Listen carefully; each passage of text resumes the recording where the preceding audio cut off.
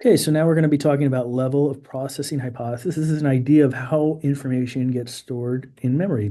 Like how does it, what leads to better retention? And so, yeah, and so this is very simple. It just says that that memory is a function of how you process it. So if you so what determines how well you retain something or remember something is based on or determined mainly by how the level at which you encode it. So, for example, if I said, well, okay, is dog in uppercase or lowercase level? That's kind of like a visual level of processing, which we would consider shallow, because you don't really need to know anything about dog in order to answer that question, right? Where and maybe a more uh, medium level of processing would be like does does dog rhyme with fog, right? So it's like even though you don't have to like, access the memory or the meaning, you at least have to access the sound, right? And then we could ask a more deeper level of processing, like the semantics or meaning. So like a four-legged pet that often chases cats and chews on bones. That would be like a way of processing the word dog in a more deeper way, right? And so in this study, the sort of study that did this, that introduced this idea, uh, so basically participants were shown a series of words, and for some of those words, they were asked questions that were meant to orient the person in a shallow fashion, to encode it in a shallow way. So is the word dog in uppercase or lowercase, right? Or it could be a phonological medium level of encoding. So does the word dog rhyme with log? Or, it could be even deeper level. So, like, does dog fit in this sentence? The blank chased the cat. Okay. And then this was followed by a surprise recognition test. So participants weren't even trying to remember, right? They just did this, and then later, like, oh, there's a memory test. Okay.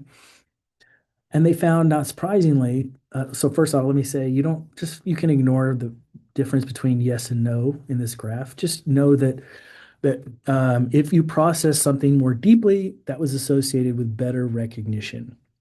Um, and I always tell students, right, that most students are just going to read their notes and that's it for a test.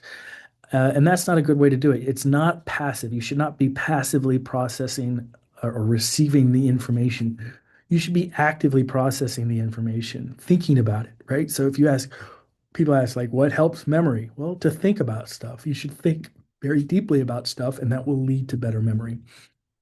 So, elaborating, connecting it to previous ideas, figuring out what the implications are of a given idea, that kind of thing. Those are the things that will help you on a test. In any case, the other thing is that this was a surprise recognition test. So participants weren't trying to even memorize this stuff, these words. It was sort of like memory was a byproduct of thinking or processing, right? So memory is sort of what is processing in a sense, right? So one implicit assumption of this is that the act of remembering and the act of processing are inseparable, right? And so the way you process information determines how well it is remembered. And because of this, you can't separate the two, right? So in a sense, memory is processing. Okay. What did I want to say about that? So yeah, level of processing is about a shift from talking about memory structure to thinking about memory processing, right? Um, and the idea is that processing and memory are running on the same hardware. And this is similar to neural networks, I should remind you, in which the memory of the system is the same as the processing of the system.